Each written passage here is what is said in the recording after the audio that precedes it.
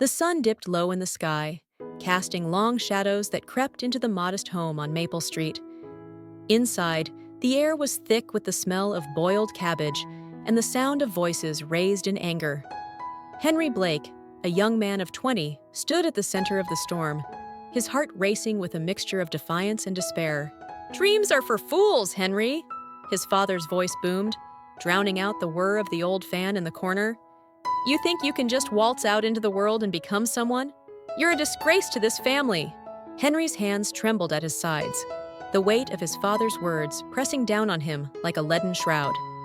He had spent countless nights dreaming of a life beyond the suffocating walls of this house, a life filled with success, wealth, and the freedom to pursue his ambitions. But in this household, dreams were stifled before they could take flight.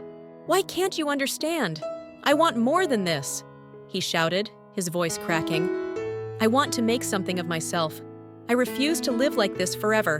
His mother, seated at the small kitchen table, looked on with weary resignation, her eyes filled with a mix of disappointment and pity. "Henry, we just want what's best for you. You need to be practical. This idea of grandeur will only lead to heartache." But practicality felt like shackles to Henry. He longed for the thrill of ambition, the intoxicating promise of success that beckoned him like a distant star. He envisioned himself in a tailored suit, mingling with the elite, shaking hands with powerful men, and commanding respect rather than disdain. In that moment, a storm of emotions surged within him. With a final, desperate plea, he cried, "I won't be what you want me to be. I'll prove you all wrong." And with that proclamation, everything changed.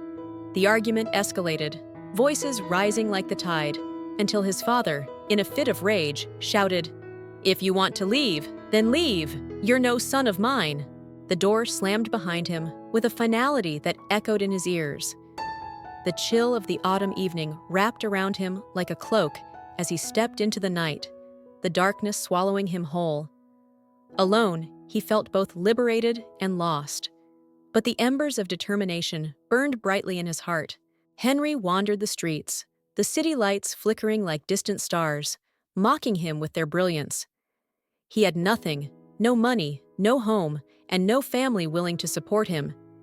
Yet, in that solitude, he discovered a fierce resolve. He would not wallow in despair. He would forge a new path. Days turned into weeks as he navigated the underbelly of the city. Henry took on menial jobs, scrubbing floors in a diner and delivering newspapers at dawn. Each grueling hour reinforced his ambition, igniting a fire within him. He studied the world around him, absorbing every piece of knowledge he could gather about business, finance, and the art of persuasion. At night, he would sit in dimly lit coffee shops, poring over newspapers and financial reports. His dreams were no longer flights of fancy. They became strategies, plans, and goals. He meticulously saved every penny, investing in stocks with the little money he could spare. With time, fortune began to favor him. He started to recognize patterns in the market, making astute choices that turned his modest savings into a small fortune. As his confidence grew, so did his ambition. He longed to break free from the chains of his past, to carve a name for himself that would echo through the halls of success. As he moved through the ranks of the financial world, he transformed into a self-made man, driven by the need to prove himself. His once threadbare clothing was replaced with sharp suits, his worn-out shoes with polished leather. Henry Blake became a name that demanded attention, an up-and-coming entrepreneur whose savvy instincts drew the eyes of the business elite. Years passed, and with each passing moment, he climbed higher. He established a company that dealt in investments, quickly becoming a millionaire. He reveled in the thrill of his newfound status, yet in the back of his mind, the memory of his family's rejection lingered like a specter. And then, one fateful day, an invitation arrived, a family reunion, a gathering that summoned him back to the very place he had fought so hard to escape. The bitter taste of revenge lingered on his tongue as he contemplated the faces that had once scorned him. They would see him now, not as the boy they had kicked out, but as the man who had triumphed against all odds. As he prepared for the event, A smile crept across his face. He would not only return, he would do so with the wealth and power they had dismissed. They had made a mistake in underestimating him, and he would ensure they would never forget the lesson he was about to teach. Henry Blake would rise from the ashes of their rejection, and the world would witness the consequences of their folly. The day of the family reunion dawned bright and clear, the sun shining down on the small town of Oakwood. For most, it was a day of joy and laughter, a celebration of familial bonds. But for Henry Blake, it was a stage set for a reckoning.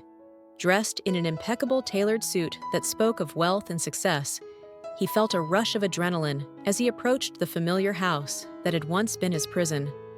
The sight of it stirred memories, both bitter and sweet. He recalled the laughter that had filled its rooms, the warmth of family gatherings, now overshadowed by the pain of rejection. As he walked up the path, the tension in his chest tightened. This was the moment he had envisioned, the culmination of years of hard work and relentless ambition. He would face them, not as a broken boy, but as a man forged in the fires of adversity. The door swung open before he could knock, revealing his younger sister. "Lily!" Her eyes widening in shock. "Henry?" she breathed, as if unable to believe what she saw. "Hello, Lily," he said, a smile playing on his lips. Before she could collect herself, the rest of the family poured into the hallway, their faces a mix of disbelief and confusion. His mother's eyes filled with tears, while his father's expression hardened, masking the emotions swirling beneath the surface. "Henry," his mother whispered, stepping forward as if to embrace him, but he held up a hand to pause her. "Let's not make this more emotional than it needs to be," he replied, his tone measured. He scanned the room, taking in the familiar faces that had once deemed him unworthy. "I'm here to celebrate, but I want to clear the air first." The tension thickened, heavy as a storm cloud. "You think you can just walk back in here after everything?" his father finally said, his voice gruff and defensive. "What do you want from us?" "I want you to understand what I've accomplished," Henry replied, his voice steady. "I've become a millionaire. I built a company from the ground up. You dismissed my dreams, and I turned that rejection into fuel." The room fell silent, a palpable shock rippling through the family. His siblings exchanged glances, uncertainty etched on their faces. It was his mother who broke the silence, her voice trembling. "We only wanted what was best for you, Henry. We thought you were chasing fantasies." "Were you really trying to protect me?" he countered, his voice rising. "Or were you just afraid of what I might become? You thought I'd fail, didn't you?" His father shifted uncomfortably, anger battling with the truth. "We just wanted you to be practical, to have a stable life." "And I wanted to have a life worth living," Henry shot back. "You wanted me to be average, to blend in. But I'm not average, I never was. And look where it got me." The tension in the room was electric, a battlefield of past grievances laid bare. His siblings looked on, a mix of admiration and fear flickering in their eyes. Henry stepped further into the house, taking command of the space. "I'm not here to gloat, but to show you the consequence of your doubt. I turned your rejection into my driving force, and now I stand before you as proof that dreams can be realized if you dare to pursue them." His father's face flushed, caught between pride and shame. "So, you think you're better than us now?" I'm not better," Henry replied, his tone softening slightly. "I'm just different. I took a path that you all were too afraid to consider. And while I've achieved what I set out to do, I also want to understand where we went wrong as a family." A silence fell, the weight of his words settling like dust in the air. He could see the cracks forming in their defenses, the realization dawning that perhaps they had misjudged him. His mother stepped closer, her voice softening. "Henry, we just wanted you to be safe. We didn't want you to get hurt. But in trying to protect me, you pushed me away," he said, his heart aching with the weight of their misunderstanding. "I needed support, not skepticism."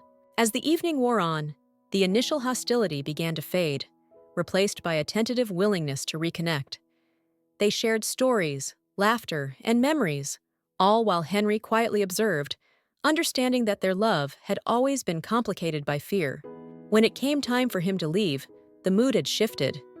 His siblings embraced him, their warmth a reminder that beneath the scars of rejection lay a bond that could not be severed. His mother, with tears in her eyes, whispered an apology, while his father simply nodded, a silent acknowledgement of the man Henry had become. As Henry walked away from the house that had once been a symbol of his failure, he felt a sense of closure wash over him. He had shown them his success, not out of spite, but as a testament to resilience. He was not only a millionaire, but a man who had overcome obstacles, both external and internal. In that moment, he understood that revenge was not found in bitterness or disdain, but in the transformation of pain into purpose. His family had underestimated him, but they would remember this day, the day their son returned, not to gloat, but to reclaim his identity. And as he stepped into the night, the stars above shimmered like the possibilities that lay ahead, reminding him that he was just beginning to write his own story.